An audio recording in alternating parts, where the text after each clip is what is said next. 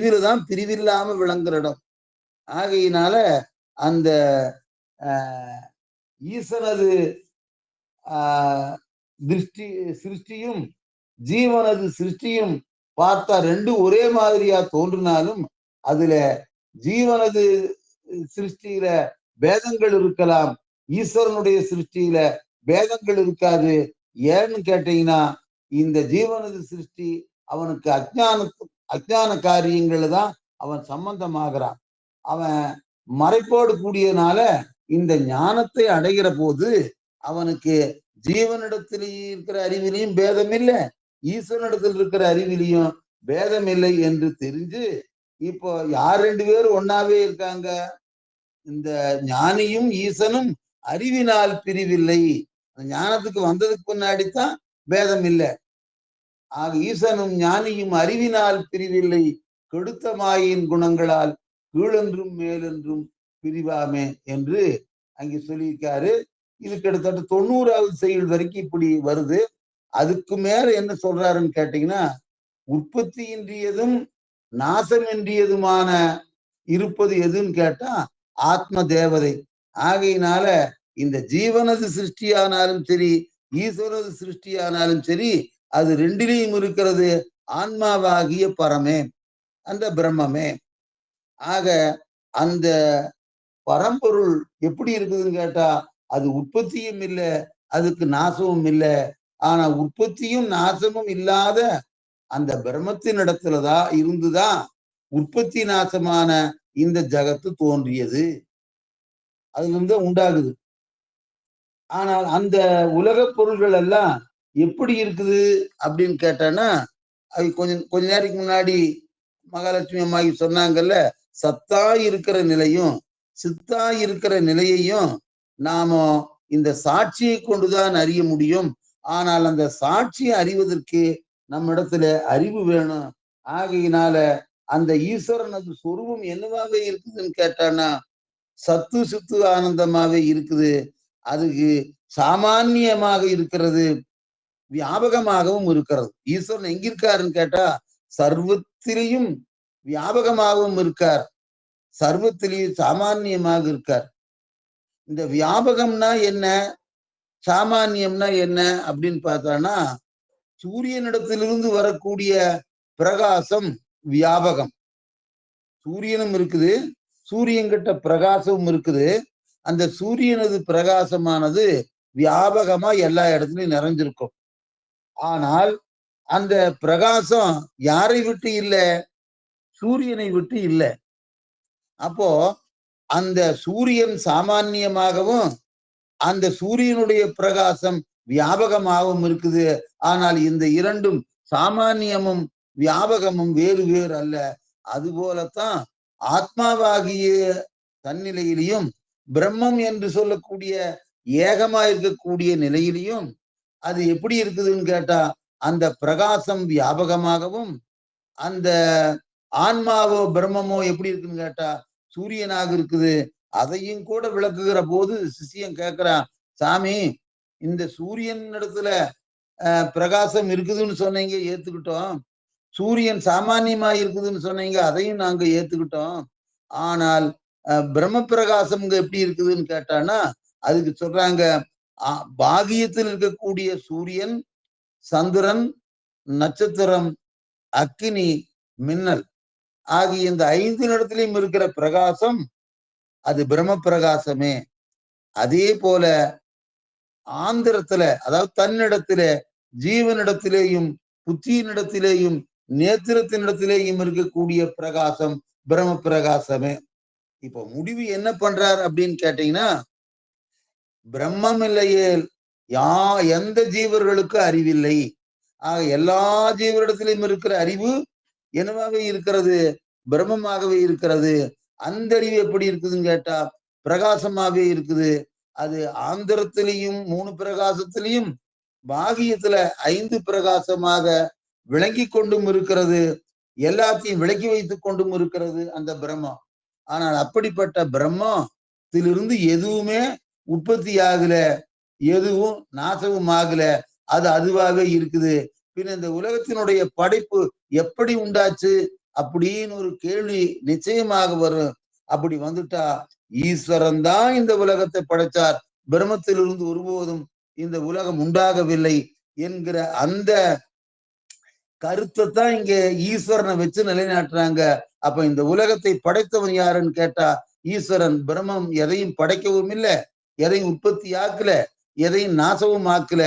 ஆனால் இந்த உற்பத்தி திதி லயம் என்பது ஈஸ்வரனிடத்தில் இருக்கக்கூடிய விஷயம். ஆகினால் அதுக்கு கர்த்தாவாய் இருக்கிறவர் யாருன்னு கேட்டா ஈஸ்வரன் தான்.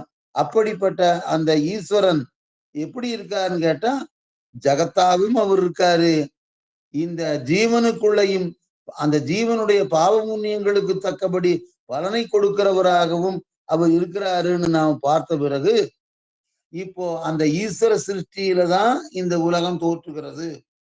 ஜீவனுடைய திருஷ்டியிலையும் ஈஸ்வரன் சிருஷ்டி செய்கிறான். ஜீவன்கிட்ட ஜீவனுடைய திருஷ்டியில இந்த உலகம் இருக்கு. ஈஸ்வரனுக்கும் ஜீவனுக்கு என்ன வித்தியாசம்னா, ஈஸ்வரன் சிருஷ்டி செய்கிறான், ஜீவனோ தன்னுடைய திருஷ்டியில தான் அந்த உலகம் தோற்றுகிறது. அதனால அதை என்ன சொல்றாங்க, சிருஷ்டி திருஷ்டிவாதம் அப்படின்னு அதை இன்னும் கொஞ்சம் விளக்கமா பேசுவாங்க. அது பின்னாடி நாம சமயம் வருகிற போது நாம் பார்த்துக்கலாம். ஆகையினால இப்படி ஈஸ்வரனுடைய படைப்பிலே இந்த ஜீவன உலகமும் இருக்குது.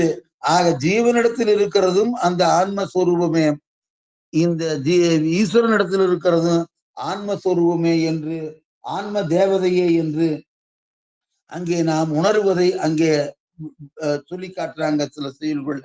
அந்த ஆன்ம தேவதை எப்படி இருக்குதுன்னு கேட்டான்னா பிரிவில்லாமல் விளங்கி கொண்டிருக்கிறது. அப்படி பிரிவில்லாமல் விளங்கி கொண்டிருக்கிற அந்த ஆன்ம தேவதையை நாம இங்க சக்தியா பார்க்கிறோம். அல்லது அந்த சக்தி அந்த சிவஸ்வரூபத்தில் இருக்கிறது.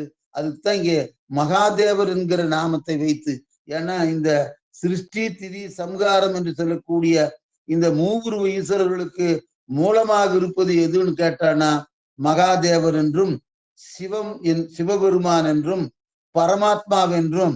ஏன்னா அது அந்த சமயங்களை சார்ந்து இருக்கிற போது ஒரு பக்குவத்துல பெரியவிகள்ல அதை அப்படி உணர்த்தினாலும் நாம பொருள் கொள்ளுகிற போது அதை பரமாத்மாவென்றும் பொருள் கொள்ளலாம், சிவபெருமான் என்றும் பொருள் கொள்ளலாம், மகாதேவர் என்றும் நாம அதுக்கு பொருள் கொண்டதுனால அதுல எந்த விதமான ஒரு குறைபாடும் இல்லை.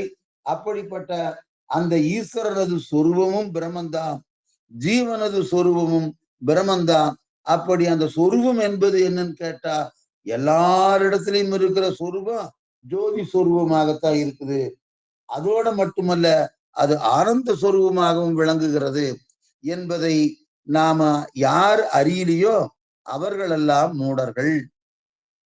யார் அறியாமல் இருக்கிறார்கள் அப்படின்னு பார்த்தானா, இந்த உலகமெல்லாம் அந்த ஈஸ்வரன் சொரூபமாக இருக்கிறது அப்படின்னு யார் தெரியலையோ அவர்களெல்லாம் மூடர்களாக இருக்கிறார்கள். அதுக்கு உபமானம் அந்த இதுல சொல்றாங்க, சூரிய உதயமான இந்த பகல் பொழுதிலே அதன் பிரகாசத்தை அறியாத கோட்டான் என்னவே நினைக்குது, அது இருட்டாவே இருக்குதுன்னு எப்படி அந்த கோட்டான் நினைக்குதோ, ஆனா உண்மையில சூரிய உதயமான அந்த பகல் பொழுதுல சூரியன் பிரகாசித்து இருக்குது. அதுபோல பிரம்மத்தினுடைய பிரகாசம் எல்லா இடத்திலையும் எல்லா காலத்திலையும் எல்லா பொருள்களின் மீதும் அது பட்டுக்கொண்டும் இருக்கிறது, வியாபித்தும் இருக்கிறது, உள்ளும் இருக்கிறது, வெளியும் இருக்கிறது, நிறைஞ்சிருக்குது. அப்படி நிறைஞ்சிருக்கிற பொருளுக்கு எந்த ரெண்டும் இல்லை, உள்ளே வெளியே என்கிற அந்த பேதம் இல்லை. அப்படி இருக்கக்கூடிய அந்த பிரகாசத்தை தான் நம்முடைய புத்தியினாலும் அதை பூரணமா அறியறது எதனால கேட்டா புத்தியினாலும் நேத்திரத்தாலும் நாம அறிய முயற்சி பண்றோம். அப்படி புத்தியிலும் நேத்திரத்திலும் விளங்கக்கூடிய பிரகாசமே பிரம்ம பிரகாசம் என்று அறியாதவர்கள் தான் மூடர்கள் என்று நாம் உணர வேணும். இப்ப இங்கு விளங்கிட்டு இருக்கிற பிரகாசம் அப்படின்னு கேட்டான்னா ஒவ்வொருவருடைய ஜீவன்கிட்ட இருக்கக்கூடிய புத்தியிலையும் நேத்திரத்துல வெளிப்படக்கூடிய அந்த அதுவும் அதிலையும் இந்த பிரகாசம் வெளிப்படுகிறது. அங்கிருக்கிற பிரகாசம் பிரம்ம பிரகாசமாவே இருக்குது, ஆன்ம பிரகாசமாவே இருக்குதுன்னு யாரு அறியலையோ, யார் உணர்லையோ அவர்கள் எல்லாம் மூடர்கள் என்று சொல்றாங்க. அதைத்தான் இங்க ஓமானத்துல அப்படி சொல்றாங்க. ஆக அப்படிப்பட்ட ஈஸ்வரனுடைய அருளினால்தான், அவருடைய அருட்பார்வையினாலதான் நாம பாவ புண்ணியங்களிலிருந்து நீங்கணும். நாமளே நம்ம நீக்கிக் கொள்ள முடியாது. இந்த பாவ புண்ணியத்தை செய்தவன் ஜீவனாக இருக்கலாம். ஆனால் இந்த பாவ புண்ணியத்தை நீக்கக்கூடிய வல்லமை யாரிடத்தில் இருக்குது அப்படின்னு கேட்டா ஈஸ்வரன் இடத்தில் இருக்குது. ஆகையினாலதான் அந்த பாவ புண்ணியத்தை நீக்குவதற்கு உண்டான வல்லமை ஈஸ்வரனிடத்தில் இருக்கிறதுனாலதான் அவருடைய அருளும், அவருடைய பார்வையும், அவருடைய கருணையும், அவருடைய தயவும் ஒவ்வொரு ஜீவனுக்கும் வேணும். அப்படி அந்த ஈஸ்வரனுடைய அருளினால நாம பாவ புண்ணியங்கள் எல்லாம் அதாவது பாவ புண்ணிய கர்மங்கள் எல்லாம் நீங்க பெறுகிற போது அந்த பரம்பொருள் தானாக நிலை பெறுவதை வேதங்களும், வேதங்களை உணர்ந்த மகான்களும் நமக்கு தவ முறைகளிலையும் இந்த விசார முறைகளிலையும் உணர்த்திக்கிட்டே இருக்கிறாங்க. இதுதான் அந்த 90வது செய்யுளிலிருந்து 100 செய்யுள் வரைக்கும் நாம பார்த்துட்டு இருக்கிற நிலை. அப்போ அங்க என்ன சொல்றாருன்னு கேட்டீங்கன்னா, அந்த அளவில்லாத பெருமை உப்பும் ஊமையும் இல்லாத அந்த ஈசனுடைய பெருமையை சொல்ல வல்லார் யார்? அவருடைய பிரகாசம் எல்லாத்திலும் நிறைஞ்சிருக்கக்கூடிய பிரகாசம். அப்படிப்பட்ட பிரகாசம் அவர்கிட்டையும் பிரம்ம பிரகாசமா இருக்குது, என்னிடத்திலையும் பிரம்ம பிரகாசமா இருக்குது. அந்த பிரம்ம பிரகாசம் என்னவாவே இருக்குதுன்னு கேட்டான்னா அறிவு பிரகாசமாவே இருக்குது. அப்படிங்கிறதான் நாம அறிவு வேறு பிரம்மம் வேறு இல்லை. ஆகையினால பிரம்மம் இல்லையே சகல ஜீவர்களுக்கும் அறிவில்லை என்று வேதங்கள் சொல்லுகிறது. அதைத்தான் வேதங்களை உணர்ந்த மகான்கள் எல்லாம் நமக்கு விசாரத்தின் மூலமாக உணர்த்துகிறார்கள், யோகங்களின் மூலமாக உணர்த்துகிறார்கள், தவ தியானங்களின் மூலமாகவும் உணர்த்துகிறார்கள். இப்படியெல்லாம் சொல்லுறதுக்கு பின்னாடி அப்படிப்பட்ட அந்த பரம்பொருளானது அனைத்துமாய் இருக்கிறத ஒரு 10 செய்யுள்ள சொல்றார். எப்படி சொல்றாரு? நானு நானு நானுன்னு சொல்லக்கூடிய அந்த செய்யுள் 110வது செய்யுளிலிருந்து 120வது செய்யுள் வரைக்கும் அதைவே சொல்லி வர்றாங்க. ஏன் அப்படின்னு கேட்டா, இந்த சிவபெருமான் அல்லது அந்த மகாதேவர் அவர் என்ன பண்றாருன்னா, அவருடைய எல்லா வடிவங்களையும் ஒன்றாக திரட்டி பார்க்கக்கூடிய நிலையத்தான் 90லிருந்து 100வது செய்யுள் வரைக்கும் சொல்லி எல்லா பொருள்களுக்குள்ளையும் தான் இருக்கிறத மெய்ப்பிக்கிறது தான் இந்த 110வது செய்யுளிலிருந்து அந்த நான் 112வது செய்யுளிலிருந்து நான் அப்படிங்கிற அந்த இதை என்ன பண்றாரு? ஈஸ்வரனும் எனக்கு உலகம் உள்ள நிறைஞ்சிருக்கிற ஈஸ்வரனும் எனக்குள்ளே இருக்கிற ஈஸ்வரனும் ரெண்டு ஒண்ணுதான், ரெண்டல்ல அப்படிங்கிற நிலைய எதை கொண்டு உணர்கிறான் என்று சொன்னால் அந்த அறிவை வைத்துத்தான் உணர்கிறான். ஏன்னா அறிவில தான் இந்த உலகம் தோன்றுகிறது, அறிவில தான் இந்த ஜீவனும் தோன்றான், அறிவில தான் ஈஸ்வரன் தோன்றா. ஆக எல்லாத்திலையும் இருக்கிறது எது என்று கேட்டால் அறிவுதான். அப்படிப்பட்ட அந்த அறிவை நமக்கு உணர்த்தி அந்த அறிவைதான் நான் என்று எல்லா நிலைகளிலையும் அந்த ஈஸ்வரனுடைய நிலையையும் ஜீவனுடைய நிலையையும் உலகத்தினுடைய நிலையையும் இந்த தத்துவங்கள் அத்தனையிலையும் ஊடுருவிக்கக்கூடிய நிலையையும் தத்துவங்கள் இல்லாத அந்த வியாபக நிலையிலையும் அதே அந்த அறிவு வியாபக அறிவாகவும் சாமானிய அறிவாகவும் அல்லது வியாபகமாகிய பிரம்மமாகவும் அல்லது சாமானிய பிரம்மமாகவும் அது விளங்குகிற நிலையைத்தான் அந்த 10 செய்யுள்ள அந்த சொரூபத்தை புகழ்கின்ற நிலையாக 120 செய்யுள் வரைக்கும் சொல்றாரு. இப்படி எல்லாம் சொல்லி முடிச்சதுக்கு பின்னாடி அப்புறம் அதைய அந்த அறிவு எப்படி இருக்கிறது எல்லாத்துக்கிட்டையும் இருக்குன்னு கேட்டா சகலரிடத்திலையும் ஆனந்தத்தையே உண்டாகக்கூடிய சொரூபமாகவும் இருக்குது. அறிவுக்கும் சொரூபம் தான் பேரு, ஆனந்தத்துக்கும் சொரூபம் தான் பேரு. அப்படி உலக விஷயங்கள்ல இருக்கக்கூடிய அத்தனை பொருளிடத்திலையும் இருக்கிற ஆனந்தம் தான் ஈஸ்வரன். உலகத்துல ஒரு பொருளுக்கு ஒரு பொருள் வேற. ஆனா எல்லா பொருள்கள்லயும் இருக்கிற ஆனந்தம் ஒவ்வொரு பொருள்லயும் இருக்குது. அந்த ஆனந்தம் தான் அந்த சொரூப நிலை. அது எப்படி நாம தெரிஞ்சுக்கிறதுன்னு கேட்டான்னா, இனிப்பு என்பது எதுக்கட்டு இருக்குதுன்னு கேட்டான்னா, அந்த சர்க்கரையின் இடத்துல அந்த இனிப்பு இயற்கையா இருக்குது. ஆனால் அந்த இனிப்பே நாம சாப்பிடுறதுக்கு முடியுமான்னா, ஏதோ கொஞ்சம் வாயில போட்டா இனிக்கும். ஆனா அதை யாரும் விரும்புறது இல்ல. அதை என்ன பண்றாங்க? ஒரு பதார்த்தமாக செய்கிற பொழுது, அந்த பதார்த்தத்திலே இருக்கிற இனிப்பு எல்லோருக்கும் பிரியமுடையதாகவும் இருக்கிறது. அது பார்க்கிறதுக்கும், ஆ அதை உண்பதற்கும், அதை ருசிப்பதற்கும் அது பிரியமாயிருக்கிற பொருள் எப்ப ஆகுதுன்னு கேட்டா, அது பதார்த்தங்கள் ஆகிற போது. ஆனா ஒரு பதார்த்தத்துக்கு ஒரு பதார்த்தம் வேறாக இருந்தாலும் அத்தனை பதார்த்தங்களில் இருக்கிற சுவையானது எப்படி இனிப்போ அதுபோல பொருள்கள், நாமரூப பொருள்கள் பல்வேறு விதமான வடிவங்களிலேயும் பல்வேறு விதமான குணங்களிலேயும் இயல்புகளிலேயும் அது இருந்தாலும் கூட அத்தனை நாமரூபங்களிலும் இருப்பது ஆனந்தமே.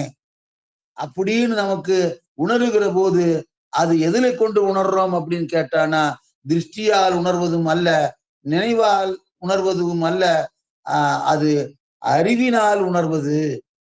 அப்ப அந்த அறிவில உணர்கிற போதுதான் அது என்ன ஆகுது? அந்த ஆனந்தம் அறிவில கிடைக்கிற ஆனந்தத்தை தான் இங்க என்ன ஆனந்தமாக சொல்றாங்க? வித்தையானந்தம் என்று சொல்லுகிறார்கள். ஆகையினால ஜீவன் அந்த ஆனந்தத்தை நோக்கித்தான் பயணிக்கிறான். விழிப்புக்கு வருகிற போதும் வாழ்க்கையில் அவன் வாழுகிற போது அவன் எதை விரும்புகிறான்னு கேட்டானா, அந்த ஆனந்தத்தை நோக்கி அவனுடைய பயணம் இருக்கிறது. சரி, அகமுகமாக திரும்பி உறக்கத்திற்கு செல்லுகிற போது அவன் எதை நோக்கியே பயணிக்கிறான்னு கேட்டா, அங்கேயும் ஆனந்தத்தை நோக்கியே பயணிக்கிறான்.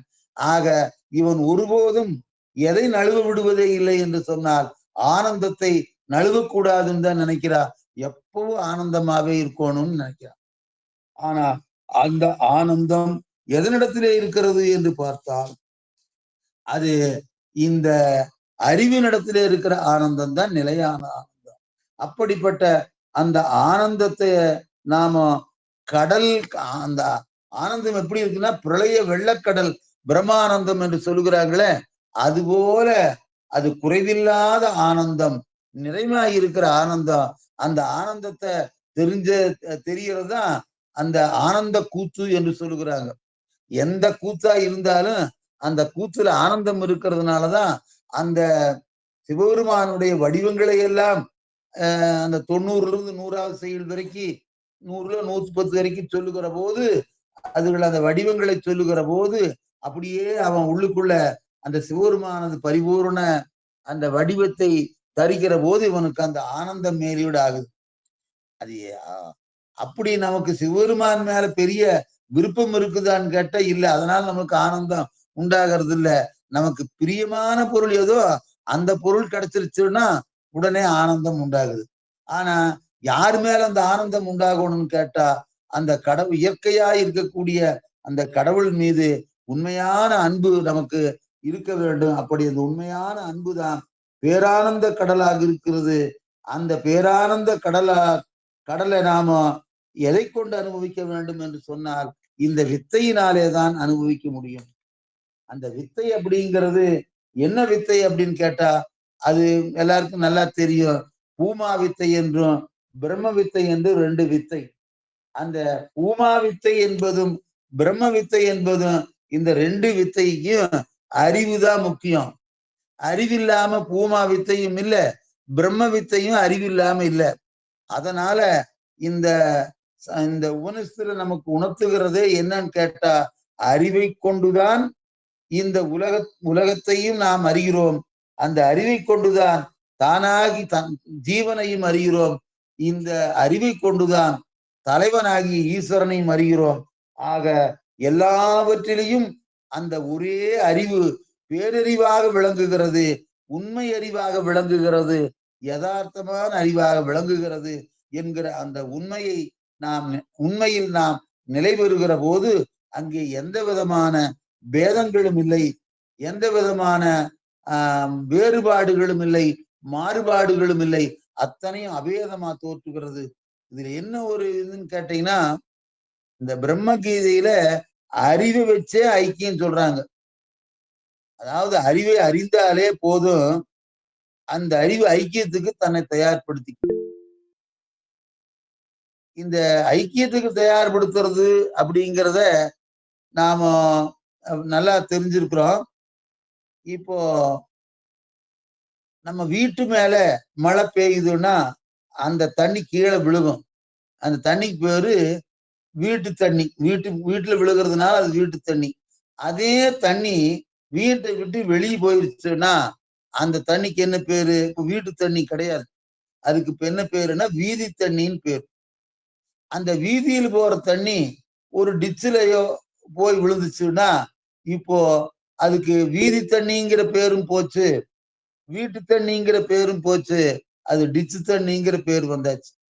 இப்ப இது அப்படியே கரை புரண்டு ஓடி ஒரு பள்ளத்துக்கு போற போது இப்ப எல்லா பேரும் போய் பள்ளத்து தண்ணின்னு பேராயிடுச்சு.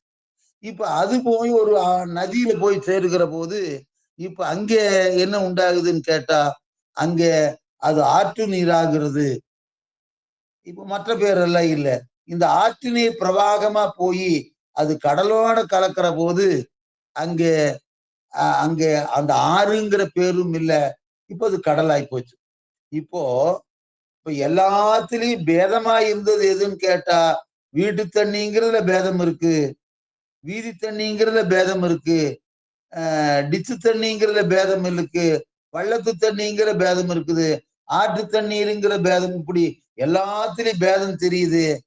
பேதமா இருக்கிறது, பேதம் இல்லாம இருக்கிறது எதுன்னு பார்த்தா அந்த கடலோட கலந்துட்டாலும் கடல் இருக்கிறதும் தண்ணி தான், ஆத்துல இருக்கிறதும் தண்ணி தான்.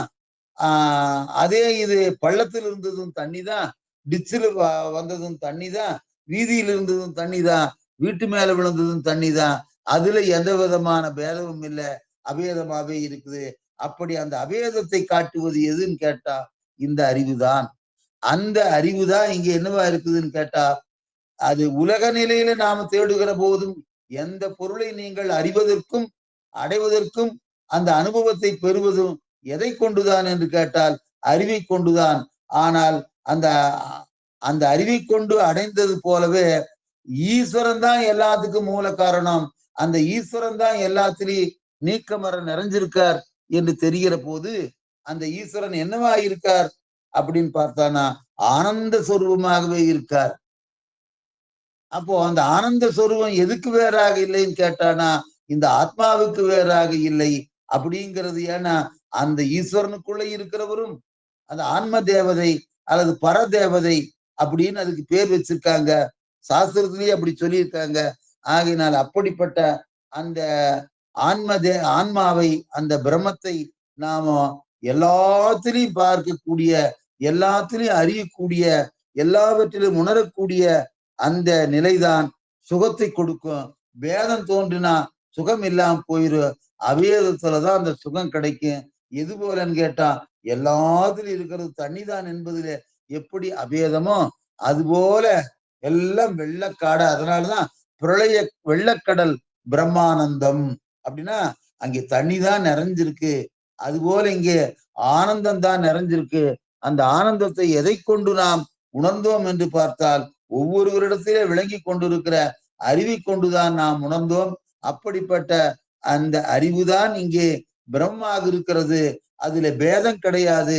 ஆனால் பேதம் இருக்கிறதாக வேதம் சொல்லுகிறது என்று கேட்டால் எல்லாம் தோன்றினாலும் பேதமில்லாமல் பார்க்கக்கூடிய பார்வை, பேதமில்லாமல் நினைக்கக்கூடிய நினைவு, பேதமில்லாமல் அறியக்கூடிய அறிவு, பேதமில்லாமல் உணரக்கூடிய உணர்வு எவரிடத்தில் உண்டாகிறது என்று பார்த்தால் அதுதான், அதுக்கு அடிப்படையாக இருப்பதுதான் விருத்தி.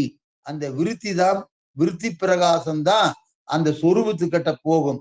இந்த திருஷ்டி போகாது, இந்த நினைவும் போகாது. ஏன் இந்த ஜீவனிடத்தில் இருக்கிற அறிவும் கூட ஒரு குறிப்பிட்ட எல்லையோட நின்னுக்கும், உணர்வு என்று சொல்லுவதும் கூட ஒரு குறிப்பிட்ட எல்லையோட நின்னுக்கும். ஆனால் இதெல்லாம் உபாதியோட அறிவும் உணர்வும் ஜீவனிடத்தில் இருக்கிறது. திருஷ்டியும் நினைவும் புலன்களிலும் அந்த கரணத்திலும் அகக்கரணத்திலும் புறக்கரணத்திலும் இருக்கிறது. ஆனால் விருத்தி என்று சொல்வது சர்வத்திலும் நிறைஞ்சிருக்கிறது. ஏன்னா விருத்தின்னு சொன்னாலே அது சைதன்யத்தினுடைய விருத்தி. அந்த சைதன்யத்தினுடைய விருத்தி பிரகாசமாவே இருக்குது. அது முதல்ல சம்பந்தமாகிறது ஈஸ்வரனிடத்திலே, இரண்டாவது சம்பந்தமாகிறது ஜீவனிடத்திலே, மூன்றாவது சம்பந்தமாகுவது அந்த கரணத்தினிடத்திலே, நாலாவது சம்பந்தமாகிறது இந்திரியங்களின் இடத்திலே, ஐந்தாவதாக சம்பந்தமாகிறது இந்த தூல தேகத்தினிடத்திலே, ஆறாவதாக சம்பந்தமாவது விஷயங்களின் இடத்திலே. இத்திரையிலையும் சம்பந்தமாயிருந்தாலும் அந்த விருத்தி எதை நோக்கியே பாய்கிறது என்றால், எதை நோக்கியே பயணிக்கிறது என்று சொன்னால், எப்படி வெள்ளமானது பள்ளத்தை நோக்கியே நீரானது எப்படி இயற்கையா பள்ளத்தை நோக்கி போகுமோ அதுபோல இந்த அறிவானது ஆனந்தத்தை நோக்கியே பயணித்திருக்கும். எப்போ அந்த ஆனந்தத்தை தான் நாம சென்ற வகுப்பிலேயே பார்த்தோம். என்ன பார்த்தோம்னு கேட்டானா, இந்த மீண்டும் ஞாபகப்படுத்துறோம்.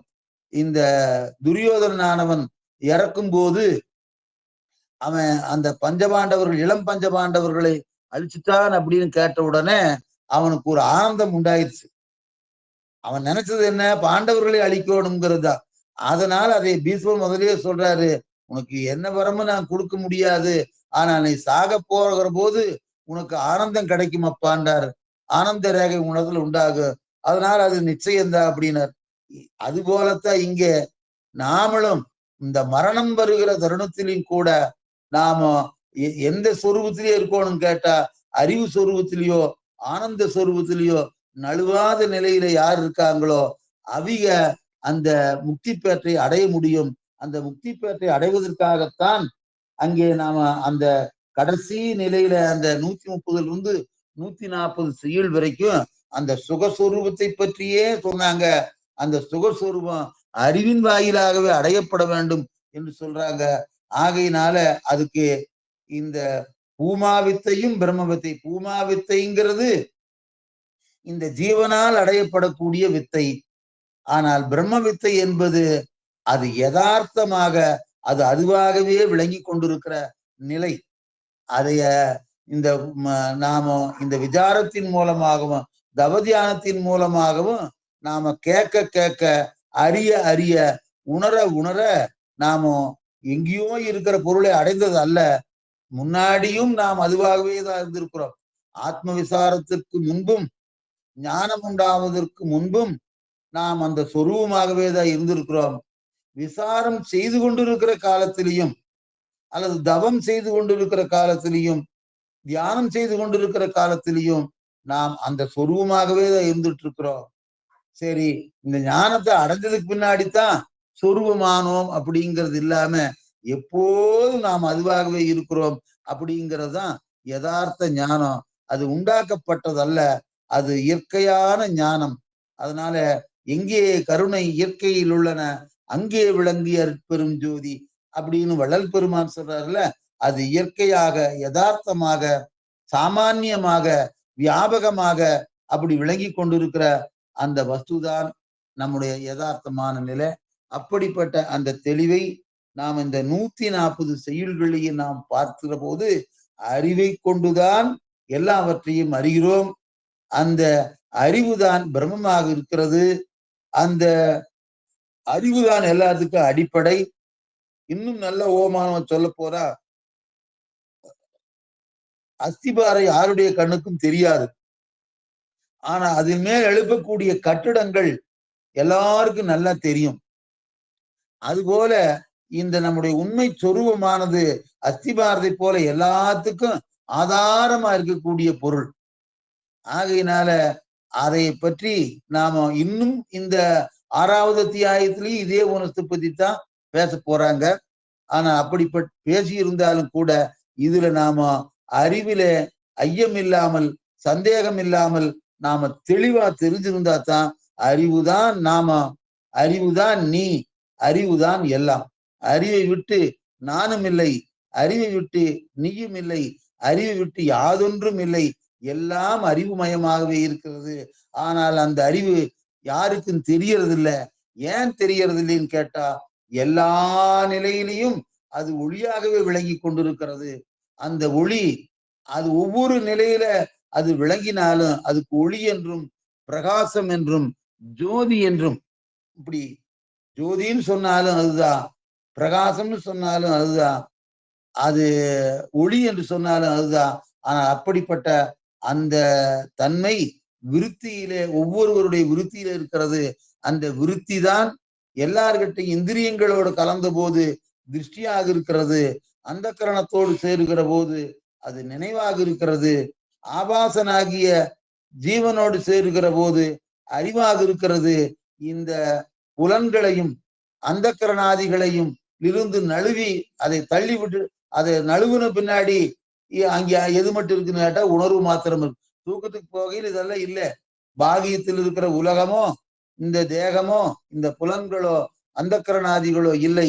அகமுக நோக்கிலே போகிற போது அங்கே உணர்வு மட்டும் நிலைபெறுகிறது. அந்த உணர்வும் அந்த உணர்விலேயும் இருப்பதுதான் விருத்தி. அந்த விருத்தியில இருக்கக்கூடிய பிரகாசம்.